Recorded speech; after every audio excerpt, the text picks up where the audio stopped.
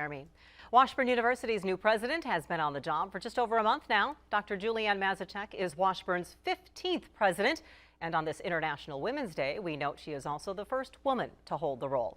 We welcome Dr. Mazachek to the show today. Thank you so much for being here. Thank you it's so much. It's kind of difficult to call you new because you've been around the campus for 30 years. But when we talk about being the first woman president of Washburn University, since this is International Women's Day, what does that distinction mean to you?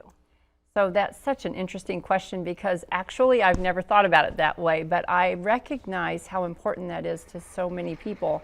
And our class, our students, we have 63% are female, and I know that having a woman leader means a lot to them to see what they can aspire to, what they can achieve during their lifetime, and to be a role model for those up and coming women. And so it's an honor. And I recognize a huge responsibility being the first woman. You had 30 years in at Washburn when you left briefly and then came back. How difficult was it to leave? And then how difficult was it to make that decision to say, you know what, I love you, Texas, I appreciate the opportunity, but I need to go back home? So it actually even surprised me. I knew that I loved Washburn, and I had devoted most of my career to it. And I did think that I was gone from Kansas, but when this position became available and I heard from so many of my friends and colleagues and friends and colleagues of my kids who were also students and alumni of Washburn University, my heart was just pulled back to Kansas and pulled back to Washburn University. And so it feels like I never left. And I am so thrilled to be back and serving such an amazing institution. You obviously take a job because you have some goals, you have some vision for what you want to achieve. So if Dr. Jerry Farley's term and tenure could be described as a time of physical growth, of facility growth for the Washburn campus, what would be your vision for what Dr. Mazachek's time will be? So during my time of leadership, there is going to be tremendous change in the higher education landscape. And we know that how students want to consume their education, we know that what students choose for their education, and how they want to be a student on campus is changing.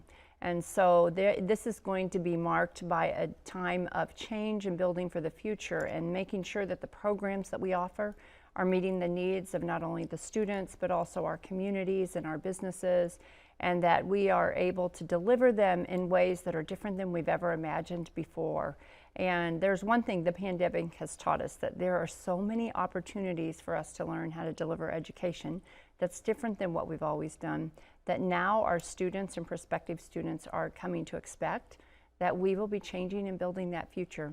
Now, I do want to tell you, though, there will probably still be physical changes to our campus because when we deliver programs in a different way, that requires us to have different types of learning spaces. You're still building a law school, so that the is physical right. changes are still happening. That's right. But it's interesting that you bring up how students are learning. The pandemic kind of forced schools at all levels to incorporate technology and to make those virtual options more readily accessible. How, in your mind, do you balance, though, making it accessible through technology, because some students may want to learn that way, but then also where do we fall in on the importance of that face-to-face learning and interaction and the social component that comes along with a society?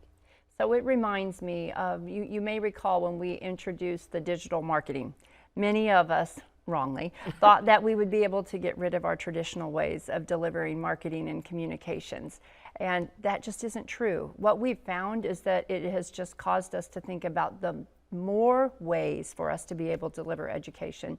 And so we anticipate that we'll be doing much of what we've always done. The face-to-face is never going to go away. We know that when we get one-on-one with students and we can interact, that we have a tremendous opportunity to influence them and to make help them think about their futures in ways that you can't always do when you're online. And so we're going to have both. We're going to have all of those different types of ways of teaching students in the future. Accessibility for higher education can also mean affordability. So in our final seconds, what are some things in the works to ensure that Washburn can perhaps remain or become an affordable option? Yeah, so we are affordable now. We're working to try to make it more affordable. And you may know that we introduced a new scholarship grid for our incoming students for this fall.